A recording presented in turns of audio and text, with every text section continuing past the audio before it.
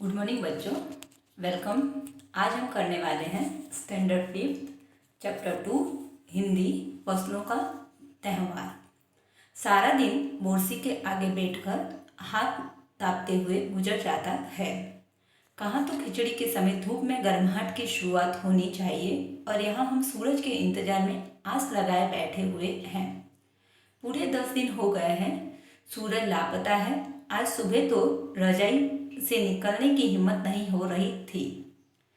तो यहाँ पे कहा जा रहा है कि जो बिहार है, बिहार के बारे में यहाँ पे बताया जा रहा है कि बिहार में क्योंकि यहाँ पे हमें जो मानचित्र दिया गया है, जो मैप नक्शा दिया गया है मैप, उसमें देखिए यहाँ पे बिहार के बारे में, जो बिहार में जो एक त्यौहार मनाया जाता है खिचड़ी, उसके बारे में यहाँ पे अभी हमें बताया गया है। तो कह रहे हैं, और ये त्यौहार जो है जैसे हमारे यहाँ पे जब मकर संक्रांति मनाते हैं करीब उसी समय आता है। तो कह रहे हैं कि सभी लोग जो है बोरसी के आगे बैठे हैं और हाथ हाथ ताप रहे हैं और इस प्रकार जो है सारा दिन बोरसी के आगे बैठे बैठे ही गुजर जाता है। कहाँ तो खिचड़ी के समय धूप आती थी, पहले गर्माहट की शुरुआत हो जाती थी और आज देखो कि पूरे दिन सूरज ही नहीं निकल रहा है। लोग ऐसा कह रहे हैं कि कहाँ तो पहले जब खिचड़ी का समय होता था, जब ये त्यौहार आता था, तब धूप की शुरुआत हो जाती थी, गर्मियों की शुरुआत हो जाती थी और आज जो है हम सूरज के इंतज़ार में, आस लगाए हुए सूरज के इंतज़ार में ही बैठे हुए हैं। पूरे 10 दिन बीत गए हैं और सूरज लापता है, सूरज दिखाई भी नहीं दिया आकाश में। आज सुबह तो इतनी ठंडी थी कि लेखक कहते हैं कि उन्हें रजाई से निकलने की भी हिम्मत नहीं हो रही थी। बाहर देखने से तो समय का अंदाजा बिल्कुल नहीं हो रहा था, लेकिन घर में हो रही चहल पहल अब पता चल रही है। रह रहकर कानों में कभी चाकल के चलने और पानी के गिरने की आवाज़ तो कभी किसी के हाँक लगाने की आवाज़ आ रही थी। जब भाग के देख केरा के पत्ते आयल की ना, आज ई लोग के उठे के नहीं का बोल जल्दी तैयार हो खस, अब तो उठने में ही भलाई है। बाहर देख जब लेखक कहते हैं बाहर देखने से तो समय का अंदाजा भी नहीं लगता है, क्योंकि बाहर जो है अभी भी उसी तरह रात ही है, दिन उगा है ये पता भी नहीं चलता है। पर जो बाहर चहल पहल हो रही है उसी से पता चलता है कि दिन उग गया है। रह रहकर जो है बाहर के जो चिड़िया हैं, बाहर जो पानी गिर रहा है नल में से, और जो गायों को किसान गायों को हाँक कर जो खेतों में ले जा रहे हैं, और जो आवाज़ें आ रही हैं लोगों की कि देखो देखो बच्चों कि केरी के पत्ते पके या नहीं, ये सब आवाज़ों से ही पता चल रहा है कि दिन उग गया है। तो यहाँ पे लेखक ऐसा भी कह रहे हैं कि कोई बोल रहा है कि देखो वो लोग सब उठे या नहीं, तो इस प्रकार अब पता चल रहा है कि दिन उग गया है। नेक्स्ट पैराग्राफ में कहते हैं कि नहा धोकर हम सभी एक कमरे में इकट्ठा हुए। दादा और चाचा ने क्या सफ़ेद चकाचक मार लगी धोती और कुर्ता पहना हुआ है। खिचड़ी में ऐसा ठाड़ हम पहले कभी कबो न देखनी सारा देख कनाकन देता। पापा ने कहा शायद आज धोती में उन्हें ठंड कुछ ज़्यादा लग रही है। तो नहा धोकर सभी एक कमरे में इकट्ठे हो गए हैं। लेखक कह रहे हैं कि सभी लोग नहा धोकर एक कमरे में इकट्ठे हो गए हैं। दादा और चाचा ने सफ़ेद रंग की एक धोती पहनी है और कुर्ता पहना है, और दादा कह रहे हैं कि खिचड़ी के समय में इस प्रकार की ठंडी उन्होंने कभी भी नहीं देखी है।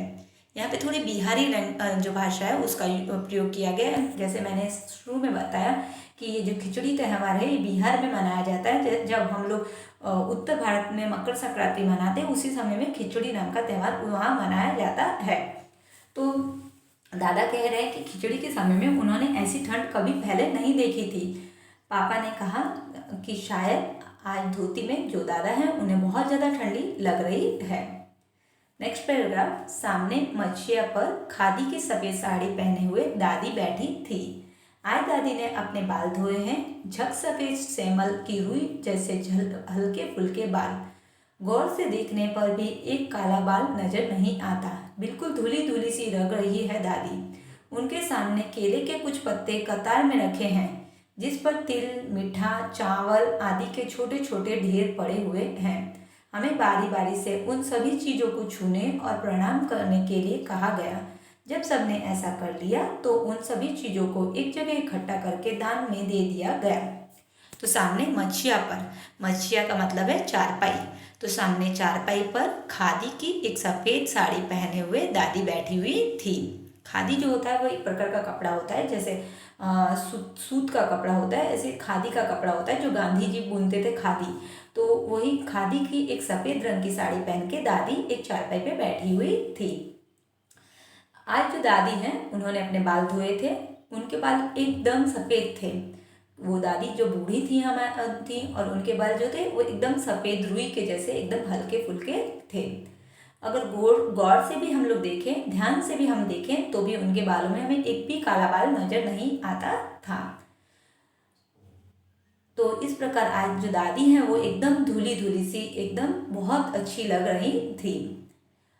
उनके सामने जो दादी हैं उनके सामने कुछ केले के पत्ते कतार कतार माने लाइन में रखे हुए थे और उन केले के पत्तों पे तिल, मीठे में गुड़, चावल, ये सब चीज़ों की छोटी छोटी ढेर, छोटे छोटे ढेर लगाए हुए थे। और सभी बच्चों को और सभी परिवार के जो भी सदस्य थे उन सभी को बारी बारी इन सभी चीज़ों को छूने और प्रणाम करने, प्रणाम माने नमस्कार करने के लिए कहा गया। और जब सबने इन सब चीज़ों को प्रणाम कर लिया, नमस्कार कर लिया, तो बाद में इन सब चीज़ों को जो है दान में दे दिया गया, गरीबों को और ब्राह्मणों को दान में दे दिया गया। आज अब नेक्स्ट पैराग्राफ। आज तो अप्पी दीदिया पूरी फंसी, उन्हें न तो चूड़ा दही ही पसंद है और न ही खिचड़ी, पर आज तो फरमाइशी नाश्ता नहीं चलेगा, उन्हें दोनों ही चीज़ें खानी पड़ेगी। आज खिचड़ी जो है, खिचड़ी खाने के बाद सभी ने गैया से आए तिल, गुड़ और चीनी के तिलकुट को गया से आए तिल, गुड़ और चीनी के तिलकुट को बड़े चाव से खाया। खाते खाते मैं सोच रही थी कि कितनी अलग है न यह खिचड़ी जो अभी हम मना रहे हैं। स्कूल में हम जो खिचड़ी मनाते थे उसकी अलग ही मस्ती हुआ करती थी। छुट्टी का दिन नाव में बैठकर गंगा नदी की सैर और फिर टापू पर बालू में दौड़ते हुए पतंग उड़ाना या उड़ाने की कोशिश करना, कितना मज़ा आता था। इधर हम पतंग उड़ाते थे और वहीं थोड़ी दूर पर गुरुजी, विमला दीदा, आनंद जी, झिलमिल भैया सब मिलकर ईंट से बने चूल्हे पर बड़े कढ़ाओं में खिचड़ी बनाते थे। इधर हम पतंग उड़ाने और वहीं थोड़ी दूर गुरुजी, विमला दीदा, आनंद जी, झिलमिल भैया सब मिलकर ईंट से बने चूल्हे पर बड़े बड़े कढ़ाओं में खिचड़ी बनाते थे। हम भी बीच बीच में अपनी पतंग को सुस्ताने का मौका देते हुए मटर और प्याज छीलने बैठ जाते। वैसी खिचड़ी फिर दोबारा खाने को नहीं मिली। वाकई ढंग कैसा भी हो, पर है ये खुशियों का त्यौहार।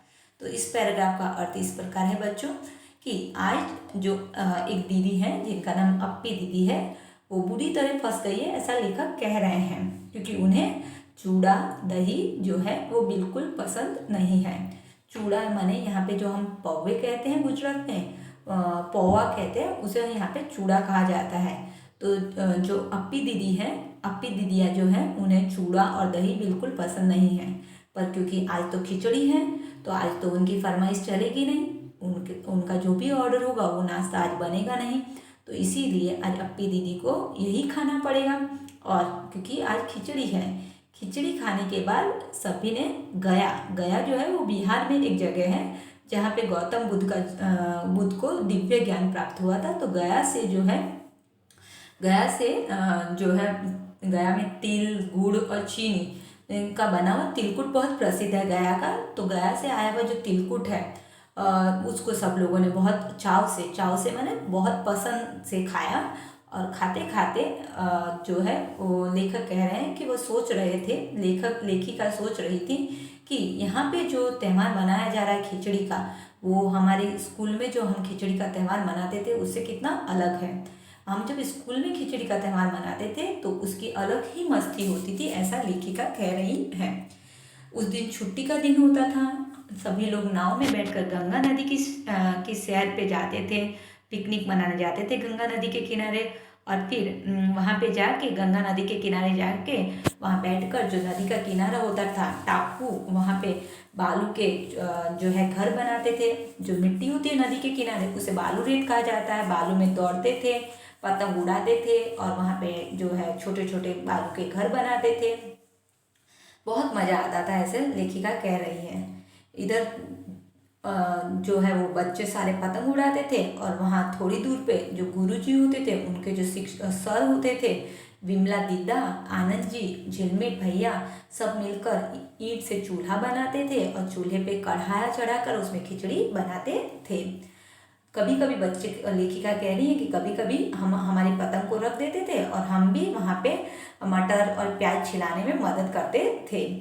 तो वहाँ पे जैसे हमने स्कूल में जैसे खिचड़ी बनाई थी, वो फिर वापस दोबारा कभी उन्हें नहीं बनाने मिली। पर लेखिका कहती हैं कि खिचड़ी बनाने का ढंग भले ही कैसा भी हो, वाकई ढंग कैसा भी हो, कि खिचड़ी बनाने का ढंग माने तरीका कैसा भी हो, पर है ये खुशियों का त्यौहार। पर जो ये खिचड़ी है ये बहुत खुशियों का त्यौहार है।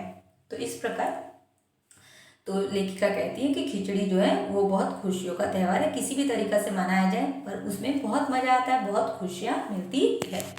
तो इस प्रकार जनवरी माह के मध्य में, नेक्स्ट पैराग्राफ है, जनवरी माह के मध्य में भारत के लगभग सभी प्रांतों में फसलों से जुड़ा कोई ना कोई त्यौहार मनाया जाता है। कोई फसलों के तैयार हो जाने पर खुशी बांटता है तो कुछ लोग इस उम्मीद में खुश होते हैं कि अब पाला कम होगा, सूरज की गर्मी बढ़ने में ऐसे खेतों में खड़ी फसल तेजी से बढ़ेगी। सभी प्रांतों और इलाकों का अपना रंग और अपना ढंग नजर आता है। इस दिन सब लोग अच्छी पैदावार की उम्मीद और फसलों के घर में आने की खुशी का इजहार करते हैं। उत्तर प्रदेश, बिहार, मध्य प्रदेश में मकर संक्रांति या तिल संक्रांत, असम में बिहू, केरल में ओणम, तमिलनाडु में पोंगल, पंजाब में लोहड़ी, झारखंड में सरहुल, गुजरात में पतंग का पर्व सभी खेतों और फसलों से जुड़े त्यौहार हैं। इन्हें जनवरी से मध्य अप्रैल तक अलग अलग समय में मनाया जाता है। तो जो जनवरी माह माने जो जनवरी का महीना है, उस समय में मध्य भारत में माने सेंट्रल इंडिया में लगभग सभी प्रांत माने हर एक स्टेट में जो है इस प्रकार के फसलों से जुड़े हुए अलग अलग प्रकार के त्यौहार मनाए जाते हैं। कभी कभी क्या होता है कि जो फसल तैयार हो जाने के बाद फसल को काटा जाता है, उसकी और हमारी फसल अच्छी हो इस उम्मीद में खुशी मनाने के लिए लोग ये फसलों के त्यौहार मनाते हैं। दूसरा कि लोग ये भी सोचते हैं कि अब पाला माने सर्दी, अब सर्दी कम होगी और सूरज की गर्मी बढ़ेगी, इस कारण जो हमारे खेत में जो फसल खड़ी है वो और तेजी से बढ़ी होगी, इसलिए भी लोग ये फसलों के त्यौहार मनाते हैं। तो सभी प्रांत हैं, हमारे जितने भी स्टेट हैं, जितने भी हमारे देश में अलग अलग जो स्टेट्स हैं, उनके अपने अलग अलग रंग है, अपना अलग ढंग है ये जो फसलों से जुड़े त्यौहार है उन्हें मनाने का। इस दिन सभी लोग यही उम्मीद करते हैं कि उनकी पैदावार अच्छी होगी, फसल घर में आएगी और खुशियाँ घर में आएगी।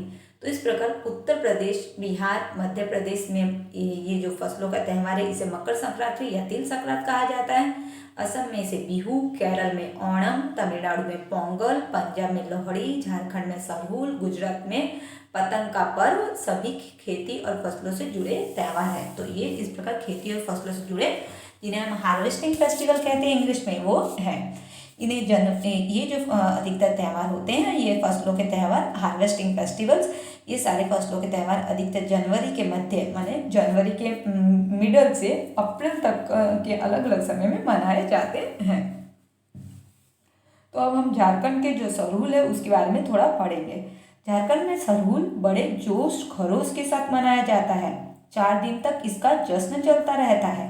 तो झारखंड में जो सरहुल नाम का जो फसलों का त्यौहार है उसे बहुत लोग खुशी से मनाते हैं, बहुत जोश खरोश से मनाते हैं। और ये जो त्यौहार है 4 दिन तक चलता है। कितने दिन तक चलता है? 4 दिन तक। अलग अलग जनजातियाँ इसे अलग अलग समय में मनाती है। तो ये सरहुल नाम का जो त्यौहार है इसे अलग अलग जो जनजातियाँ हैं, आदिवासी जातियाँ हैं, वो अलग अलग समय में मनाती हैं। हमारे देश में बहुत सारी आदिवासी जातियाँ रहती है, जैसे संथाल भी एक आदिवासी जाति है। तो जो संथाल हैं, जो आदिवासी जाति है, तो संथाल जाति के जो लोग हैं वो फरवरी मार्च में ये त्यौहार मनाते हैं। ओरावा जो है वो भी एक आदिवासी जाति है, तो ओरावा के लोग जो हैं वो मार्च अप्रैल में इस त्यौहार को मनाते हैं। तो इस प्रकार आदिवासी आमतौर पर प्रकृति की पूजा करते हैं। हमें पता है कि जो आदिवासी हैं वो लोग जो है जंगलों में ही रहते हैं और उन्हें प्रकृति से बहुत प्यार है, इसीलिए वो प्रकृति से अधिकतर प्रकृति की ही पूजा करते हैं। तो सरहुल के दिन विशेष रूप से साल के पेड़ की पूजा की जाती है। तो जो आदिवासी जाति के जो लोग हैं, ये लोग सरहुल जो त्यौहार है फसलों से जुड़ा, उस दिन साल नाम का एक पेड़ होता है उसकी पूजा करते हैं। यही समय है जब साल के पेड़ों में फूल आने लगते हैं और इस समय में जो सरहुल त्यौहार जब आता है उसी समय में जो साल का पेड़ है उसमें बहुत सारे फूल आने लगते हैं और मौसम जो है वो बहुत खुशनुमा हो जाता है, बहुत अच्छा हो जाता है, सर्दी कम हो जाती है और बहुत जो मौसम है वो खुशनुमा हो जाता है। स्त्री पुरुष दोनों ढोल मंजीरे लेकर रात भर नाचते गाते हैं और स्त्री पुरुष जो है वो ढोल और मंजीरे लेकर रात भर नाचते और गाते हैं। चारों ओर फैली हुई छोटी छोटी घाटियां, लंबे लंबे साल के वृक्षों का जंगल और वहीं आसपास बसे छोटे छोटे गांव, लिपे पुते करीने से बुहारे और सजाए गए अपने घरों के सामने लोग एक पंक्ति में कमर में बाहें डालकर नृत्य करते हैं। तो ये जो सरहुल का त्यौहार होता है उस दिन जो है लोग अपने हाथों में ढोल और मंजीरे लेकर बजाते हैं, रात भर नाचते गाते हैं। चार छोटी छोटी जो घाटियां हैं जंगलों में और लंबे लंबे जो साल के वृक्षों के जंगल हैं, वहाँ आसपास छोटे छोटे गांव हैं, वहाँ पे जो घर जो है उन्हें गोबर से लिपा हुआ है और जो जो एकदम साफ सुथरे घर हैं क्योंकि त्यौहार आया है और उन्हें सजाया गया है, घरों को फूलों से पत्तों से सबसे सजाया गया है। और इस प्रकार जो लोग हैं घरों के सामने पंक्ति में माने एक लाइन में कमर में बाहें डालकर नाचते हैं। अगले दिन वे नृत्य करते हुए घर घर जाते हैं। दूसरे दिन लोग जो है वो नृत्य करते हुए नाचते नाचते घर घर जाते हैं और घर घर जाके फूलों के पौधे लगाते हैं। क्या करते हैं? फूलों के पौधे लगाते हैं घर, और साथ में ही घर घर से चंदा मांगने की भी प्रथा है। इस समय में घर घर से चंदा भी मांगा जाता है, पर चंदे में मालूम है क्या मांगते हैं? तो चंदे में क्या मांगते हैं वो लोग? मुर्गा, चावल और मिश्री। तो चंदे में वो लोग मांगते हैं मुर्गा, चावल और मिश्री। फिर चलता है खाने पीने और खेलों का दौर और इस प्रकार फिर शाम होने लगती है, दोपहर होने लगती है। तो दोपहर में लोग खाते पीते हैं, जो मुर्गा, चावल, मिश्री मिली होती है उससे वो लोग पकवान बनाते हैं और खाते पीते हैं और फिर अलग अलग प्रकार के खेल खिलाए जाते हैं। तीसरे दिन जाकर पूजा होती है और इस प्रकार हमने जैसे देखा कि सरहुल का त्यौहार 4 दिन के लिए मनाया जाता है। तो तीसरे दिन पूजा की जाती है, जिसके बाद लोग अपने कानों में सरई का फूल पहनते हैं और पूजा होने के बाद लोग जो है अपने कानों में सरई का फूल पहनते हैं। इसी दिन से वसंत ऋतु की शुरुआत मानी जाती है। तो इस प्रकार ये जो झारखंड है वहाँ पे इस दिन से वसंत ऋतु की शुरुआत मानी जाती है। धान की भी पूजा होती है, साथ में धान की पूजा की जाती है। पूजा किया हुआ आशीर्वाद धान अगली फसल से में बोया जाता है और इस प्रकार जो धान, जिस धान की पूजा की जाती है उस धान को संभाल के रखा जाता है और उसी धान को अगली फसल के लिए बोया जाता है। अब हम अगले त्यौहार के बारे में पढ़ेंगे जो है पोंगल। और ये त्यौहार जो है हमारे देश का जो तमिलनाडु है, जैसे ये हमारे यहाँ पे जो मैप है इसमें दिखाया है यहाँ पे नीचे तमिलनाडु। तो ये त्यौहार जो है तमिलनाडु में मनाया जाता है। तो ये तमिलनाडु के बारे में ये त्यौहार है पोंगल। तो तमिलनाडु का जो त्यौहार है पोंगल, उसके बारे में हम यहाँ पढ़ेंगे। तमिलनाडु में मकर संक्रांति या फसलों से जुड़ा त्यौहार पोंगल के रूप में मनाया जाता है। इस दिन खरीफ की फसलें चावल, अरहर आदि कट कर घरों में पहुँचती है। लोग नए धान कूट कर चावल निकालते हैं। हर घर में मिट्टी का नया मटका लाया जाता है जिसमें नए चावल, दूध और गुड़ डालकर उसे पकाने के लिए धूप में रख दिया जाता है। हल्दी शुभ मानी जाती है और इसीलिए साबुत हल्दी के मटके के मुंह के चारों ओर बांध देते हैं। यह मटका दिन में 10:30-12 बजे तक धूप में रखा जाता है। जैसे ही धूप में उफान आता है और दूध चावल मटके से बाहर गिरने लगता है तो पोंगल पोंगल पोंगल, खिचड़ी में उफान आ गया के स्वर सुनाई देते हैं। तो तमिलनाडु में जो मकर संक्रांति या फसलों से जुड़ा जो त्यौहार है उसे पोंगल के रूप में मनाया जाता है। तो तमिलनाडु में जो फसलों से जुड़ा त्यौहार है उसे क्या कहा जाता है? पोंगल कहा जाता है। इस दिन जो खरीफ की फसल, खरीफ माने होता है वो फसल जो गर्मियों जो बरसात के ऊपर निर्भर होती है। तो जो खरीफ की फसल है, जो चावल, अरहर इन सबको काट कर घरों में घर पहुँचती है। लोग नए धान को कूटते हैं और उसमें जो धान है, धान के ऊपर जो फूस होता है उसको निकाल कर उसके अंदर जो चावल है उसे ले लेते हैं। और हर घर में एक नया मटका लाया जाता है, मिट्टी का नया मटका लाया जाता है और उसमें चावल, दूध और गुड़ डालकर उसे धूप में रख दिया जाता है। और यहाँ पे तमिलनाडु के लोग जो है वो हल्दी को बहुत शुभ मानते हैं, इसलिए वो साबुत हल्दी को ही एक कपड़े में बांधकर मटके के मुंह पर चारों ओर बांध देते हैं। तो इस मटके को सुबह 10:30-12 बजे तक धूप में रख दिया जाता है। सुबह से लेके 10:30 से 12 बजे तक धूप में रख दिया जाता है इसको। और जब धूप पड़ती है तो धूप के कारण जो दूध है वो गर्म हो जाता है और दूध में उफान आता है और दूध और चावल जो है उफनने के कारण मटके के बाहर आने लगते हैं अपने आप सूरज की गर्मी से। और यही देखकर सभी लोग पोंगल पोंगल पोंगल पोंगल कहने लगते हैं। पोंगल पोंगल पोंगल पोंगल का अर्थ है खिचड़ी में उफान आ गया। तो इस प्रकार यहाँ पे पोंगल का त्यौहार मनाया जाता है और इस दिन जो खीर, दूध चावल से बनी हुई खीर खाई जाती है। और इस दिन जो है लोगों की जो खरीफ की फसल है वो तैयार हो जाती है। तो इस प्रकार हमने ये तमिलनाडु के पोंगल के बारे में पढ़ा। अभी जो त्यौहार है वो है दूसरी और गुजरात के बारे में अभी हम पढ़ेंगे बच्चों। तो गुजरात में जो है वो जो त्यौहार मनाया जाता है उसका नाम है, गुजरात में जो त्यौहार है उसका नाम है मकर संक्रांति या पतंगों का त्यौहार। तो यहाँ पे जो गुजरात है उसके बारे में अभी हम पढ़ेंगे। दूसरी ओर गुजरात में पतंगों के बिना तो मकर संक्रांति का जश्न अधूरा ही माना जाएगा। तो दूसरी ओर हम देखें तो गुजरात में पतंगे उड़ाई जाती है। जब वहाँ पे फसलों का त्यौहार आता है तो उसे मकर संक्रांति कहा जाता है और मकर संक्रांति के दिन पतंगे उड़ाई जाती है। और पतंगों के बिना इसीलिए कहा है कि यहाँ पे पतंगों के बिना इस मकर संक्रांति के जश्न को अधूरा माना जाता है। इस दिन आसमान की ओर यदि नज़र उठाएं तो शायद हर आकार के और रंग के रूप की पतंगे आकाश में लहरती हुई मिलेंगी।